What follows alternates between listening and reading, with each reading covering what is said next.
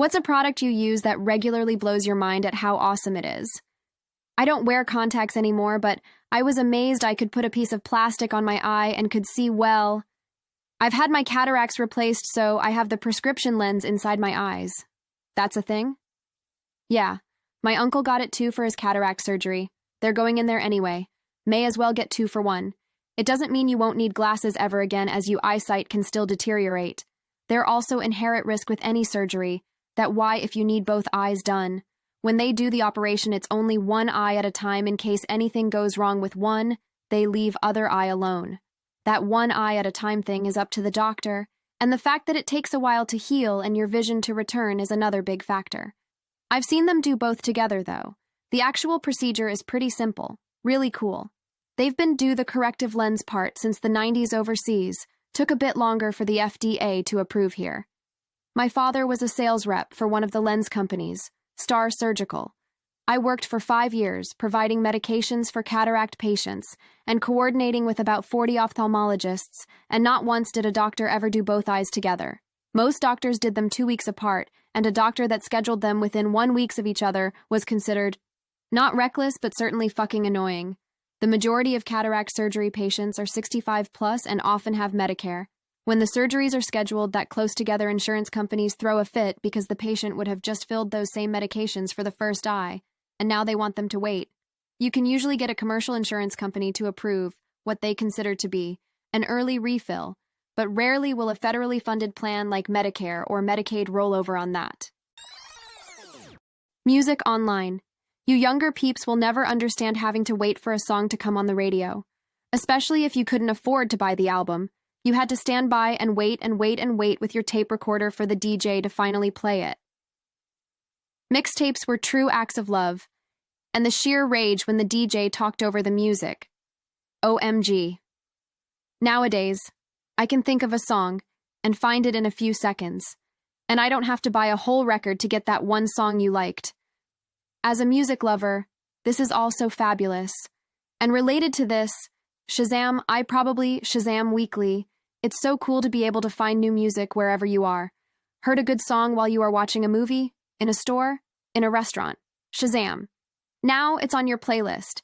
And I also grew up in the radio mixtape era, which is why I love Shazam so much.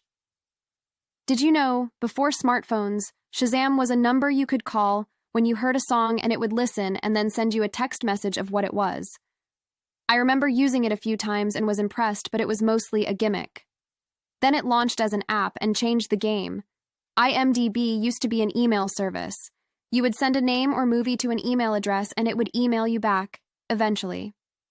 Remember buying an album, cassette, and finding out there was only one good song on it? Or buying an album on cassette, only liking that one song by the band.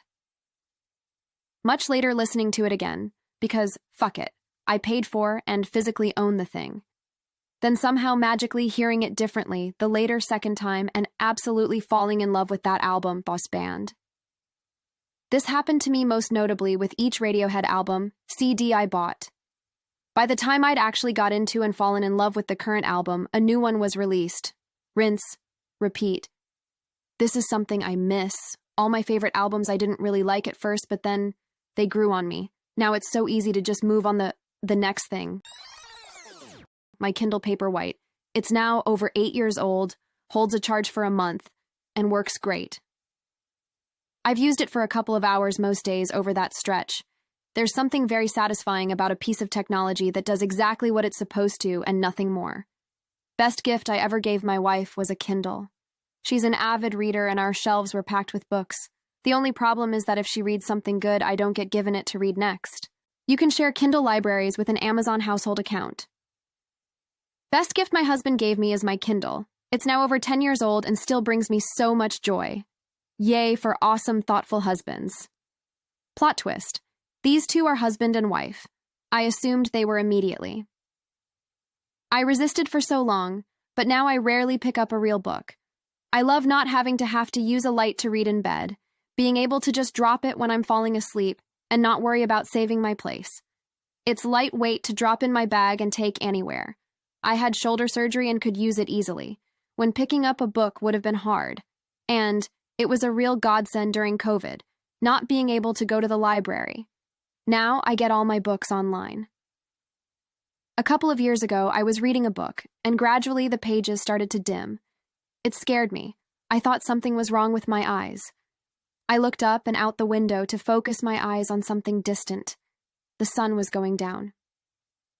I'd forgotten that you need light to read a paper book. That's like trying to zoom in by pinching a piece of paper. It's me. I've done that. I have been known to try and scroll my book page up, lol. I recently tried to scroll an image in my dream. I might spend too much time on electronic devices. My bike. It's so simple, and almost every time I ride it, I'm just impressed that someone figured out we can balance on two wheels and get places by pedaling. They're so accessible to so many people, and although the many places don't have the best bike infrastructure, they're a great form of transportation. Picked by engineers as still the most efficient form of human transportation, considering that everything else requires an external fuel source. My brother and Moishe, you are the external fuel source. It's powered by pizza. And beer. Tap water. Honestly, it's amazing. Headache, drink some water, feel like spaghetti, boil some water, want to grow tomatoes, hose on some water, feeling dirty, have a shower in tap water with the special hot attachment. Absolutely fantastic. Incredibly cheap, and everyone acts like it's nothing. I work for a water utility. The amount of things that happen seamlessly without the customer being aware for all utilities is absolutely amazing. You don't even think about your water service unless there's a leak. It's just expected to be there. The fact that there's full infrastructure to provide potable water to your house at your command and a bonus of fire protection for your neighborhood really is amazing when you get to see it all working. Useful person. I'm reading a zombie fanfic and the gas remains working, but the water goes out. Is this likely if there was no one to maintain the system? How long before it died? I work for a water utility. Most systems are automated enough that they would run okay for maybe a few days without manual intervention, assuming electricity is still running. If electricity is gone, you might have a day or two on generators, if the system has them in the critical locations. The systems would run out of treatment chemicals within weeks, if there is no one running the plant. My smartphone. Just watching a Finnish drama, Deadwind, and there's a sign on the door in Finnish. I pause the program, open Translate on my phone, open camera, and point it at the sign. On the phone screen, over the words on the sign, appears the instruction, close the door. My partner looks at me and says, I love the way your whole face lights up when you do that. It makes me happy that that makes you happy. I'm 62 years old. There are many pros-cons between the 20th, 21st century. There are probably many cons to smartphones, but this old bloke is still amazed at what they can do. Tomorrow I'll chat with my brother as we watch Sheffield United play footy. He'll be in London, I'll be in Tijuana. The Mighty Blades will be in Sheffield. Isn't the world fantastic? As a person who is close to you in age, I think yours is the best answer here. What a time to be alive. I clearly remember card catalogs and department store catalogs and going to the bank to deposit checks. These little devices thrill me every day with how they open up the world. Tell this to my kids all the time. They have no idea how lucky they are to be growing up in a world like this. It used to be if I heard a song I liked that I don't know, chances are I would never get to know who it was. Now my phone can tell me who it is in 5 seconds. Please like and subscribe for more daily content. I upload videos daily. You are also welcome to check out some of my other videos. Thanks for watching.